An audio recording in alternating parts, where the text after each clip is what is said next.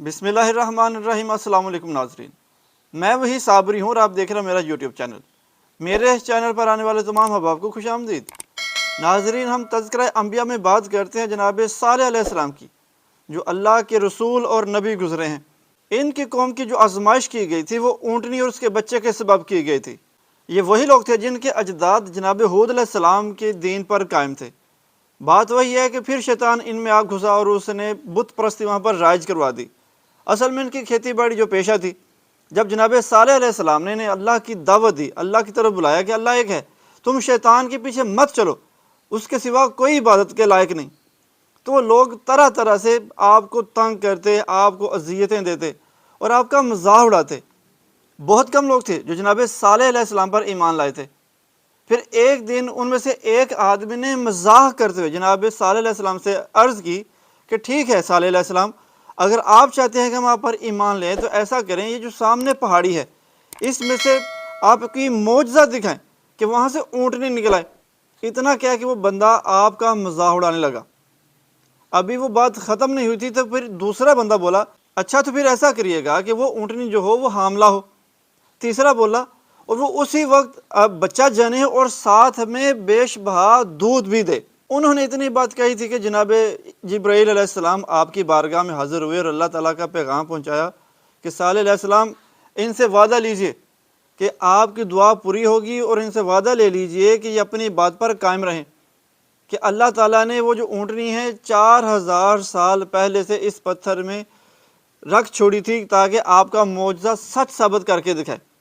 اور کہتے ہیں کہ جیسے جبرائیل علیہ السلام وہاں سے اللہ کا پیغام دے کر گئے، جناب صالح علیہ السلام نے دعا فرمائی تو اس وہ پہاڑ پھٹا، تو اندر سے بہت خوبصورت، بہت بڑی اور بہت اعلیٰ قسم کی ایک اونٹنی دریافت ہوئی۔ جب وہ سامنے آ گئی تو اسی دوران اس نے سب کے سامنے بچہ جو ہے وہ جنم دیا۔ پھر کہتے ہیں کہ وہ اتنی ہیوی اور طاقتور تھی کہ وہ جو سارے کا سارا قبیلہ تھا اس سے بعد میں دودھ حاصل کرتا تھا۔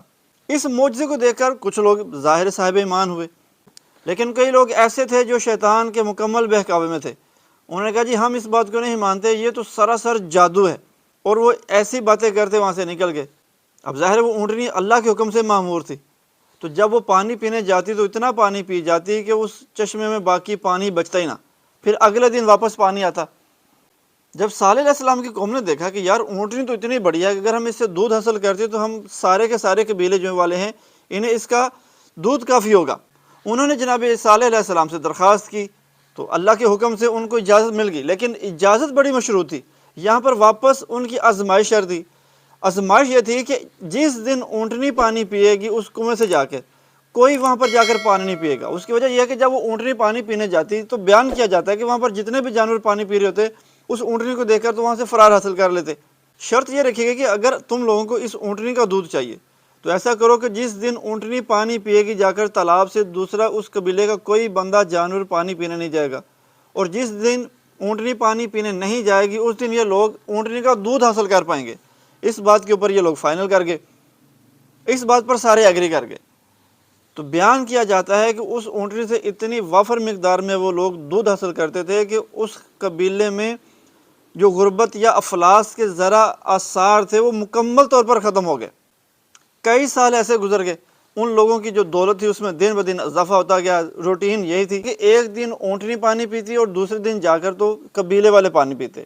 حالات چلتے گئے کہ ایک دن کچھ لوگ آپ صالح علیہ السلام کے پاس حاضر ہوئے، کچھ معاملات ڈسکس کیے، تو آپ نے انہیں ایک پیشن گوئی کی، آپ نے انہیں ایک خبر دی کہ اس مہینے ہماری قوم میں 10 عورتوں کے ہاں بچے پیدا ہوں گے، 10 کے 10 لڑکے ہوں گے۔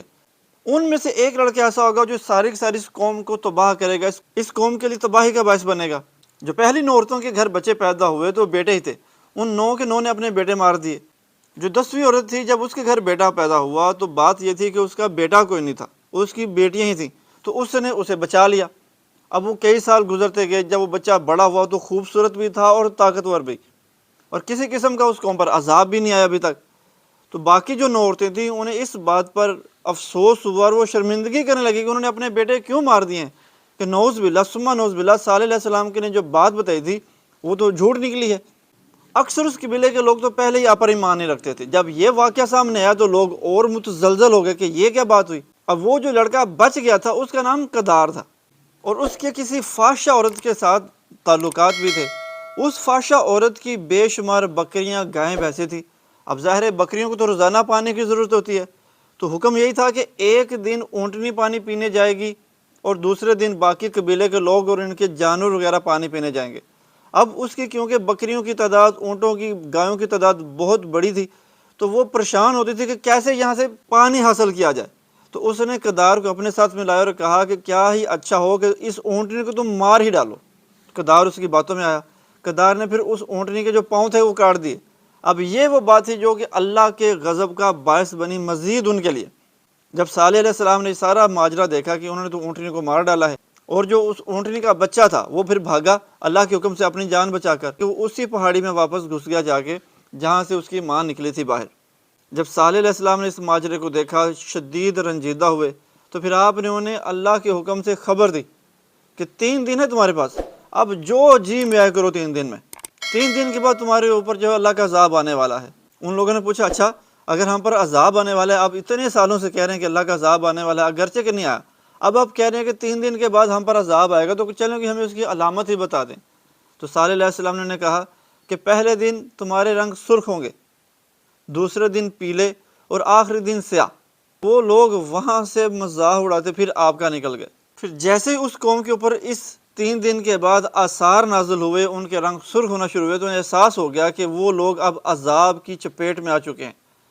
تو کہتے ہیں کہ وہ لوگ جناب صالح علیہ السلام کو قتل کرنے کے لیے دوڑے، انہوں نے توبہ نہیں کی۔ تو ظاہر صالح علیہ السلام اللہ کے حکم سے وہاں سے پہلے ہی ہجرت فرما چکے تھے۔ تو ان میں سے کچھ بیوقوف سیانے تھے جنہوں نے مشورہ دیا تھا کہ ہم ایسا کرتے ہیں، کیونکہ صالح علیہ السلام ہمیں بتا چکے ہیں کہ ہمارے اوپر چیخ کی جو ہے وہ عذاب آئے گا، تو ہم ایسا کرتے ہیں کہ زمینیں کھودتے ہیں اور اپنے جو کان ہیں انہیں روئیوں سے ٹھونس لیتے ہیں تاکہ کسی قسم کی ہمارے اوپر آواز اثر نہ کرے۔ تو انتہائی گہری انہوں نے خندقیں کھودی، اوپر وہ جو بھی وہ معاملات کر سکتے تھے اسے ڈھک دیا، نیچے جا کے چھپ گئے اور اپنے کانوں کو انہوں نے روئی سے بند کر لیا کہ کسی قسم کی آواز نہ آئے۔ لیکن وہ عذاب الہی تھا۔ جب اللہ کے فرشتے نے آ کر چیخ ماری تو ان کا وہ حال کر دیا کہ ان کا نام و نشان باقی نہ رہا۔ صالح علیہ السلام کے جو لوگ بچ گئے تھے، جو آپ پر ایمان لائے تھے، جنہیں اللہ پاک نے اپنی رحمت سے بچا لیا تھا، انہیں اللہ کے حکم سے پھر صالح علیہ السلام نے شام میں جا کر بسایا۔ دعا میں یاد رکھیے گا۔ السلام علیکم۔